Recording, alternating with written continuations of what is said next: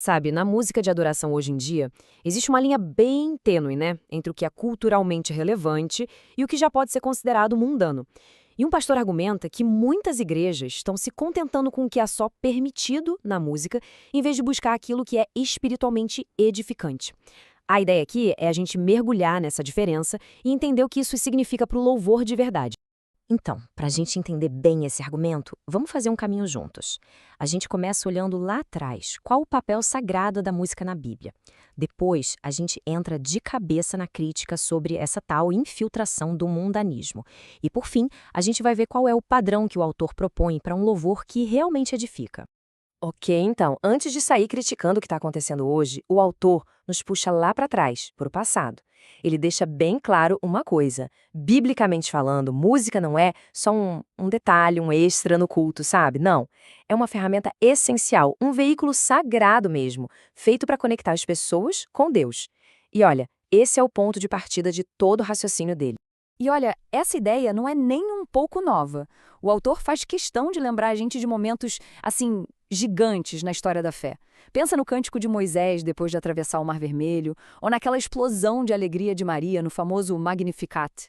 A mensagem aqui é super clara. Louvor cantado não é invenção moderna, não. Tá no DNA da fé, desde sempre.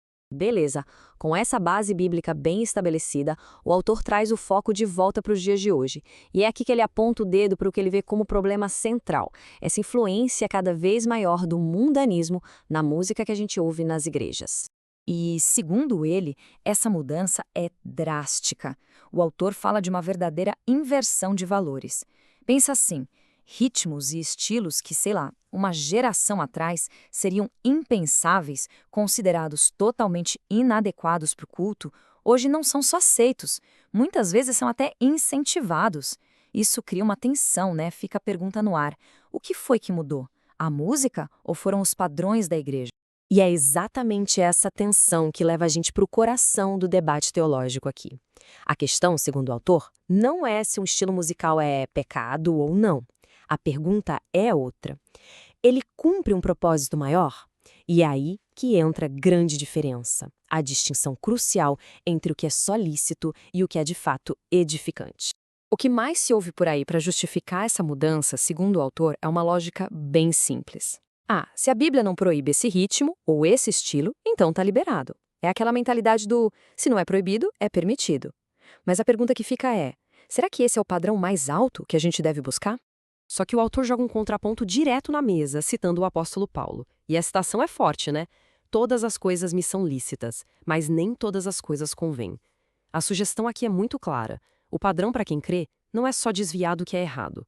É buscar ativamente aquilo que edifica, que constrói, que fortalece a fé. Ok, mas o que seria essa música mundana na prática? O que isso quer dizer? Para o autor, não é um conceito abstrato, não. Ele quebra isso em elementos bem específicos que dá para a gente identificar. Ele aponta para três frentes principais. Primeiro, os ritmos. Aqueles ritmos que na hora te lembram da vida secular. Segundo, as letras. Sabe, aquelas que até falam de Deus, mas a linguagem, os temas parecem mais uma música pop do que um louvor de verdade. E por último, as melodias. E aqui ele fala de casos mais extremos, em que a música é praticamente uma cópia de um sucesso do rádio, só que com a letra trocada. Mas e daí? Por que isso importa tanto? O foco do autor aqui é o impacto que isso tem em quem acabou de chegar na fé, o novo convertido. A grande preocupação é que, em vez da música ser uma ponte para uma vida nova, ela acabe virando uma âncora. Uma âncora que prende a pessoa em memórias e hábitos antigos, justamente aquilo que ela está tentando deixar para trás.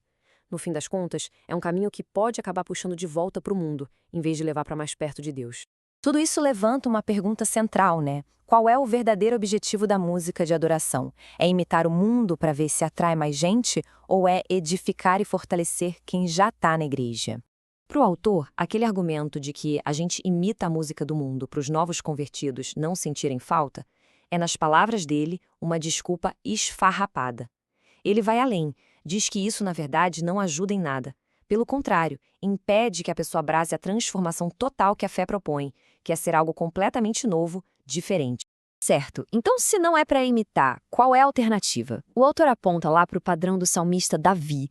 A adoração para ele não pode ser parcial, dividida, tem que ser total. É aquele tudo que há em mim, bendiga o seu santo nome. Isso fala de uma entrega completa, sabe? Sem reservas, sem ficar olhando para trás. E partindo desse padrão, o autor nos dá tipo um checklist, sabe? 3 perguntas para a gente avaliar qualquer música de louvor. A primeira é base de tudo. Essa música, com sua letra, melodia e ritmo, ela de fato bendiz ao Senhor? A segunda pergunta olha para dentro, para a congregação. Essa música nos edifica? Ela nos fortalece? Nos ensina alguma coisa? Aprofunda a nossa fé? Ou é só um entretenimento que passa e a gente esquece? E por último, a terceira pergunta, que é o alicerce de tudo. A música é bíblica? A mensagem dela está alinhada com as Escrituras? Ou ela se apoia mais em emoções do momento e em ideias que estão na moda? Para fechar o raciocínio, o autor abre um pouco o foco. Ele argumenta que essa tendência na música não acontece do nada, num vácuo. Ela seria influenciada por 2 forças bem grandes: o comercialismo e o relativismo. Ele descreve o que chama de um louvor feito pro freguês. Basicamente, são músicas que parecem ter sido feitas mais para vender e agradar um público consumidor do que para uma adoração de verdade. E quais são as características? Letras superficiais, repetições longas que não levam a lugar nenhum e uma teologia, digamos, tão genérica que serve para todo mundo, mas que no fundo talvez não alimente ninguém de verdade. E na visão do autor, essa pegada mais comercial está totalmente ligada a uma mudança teológica ainda maior: o relativismo.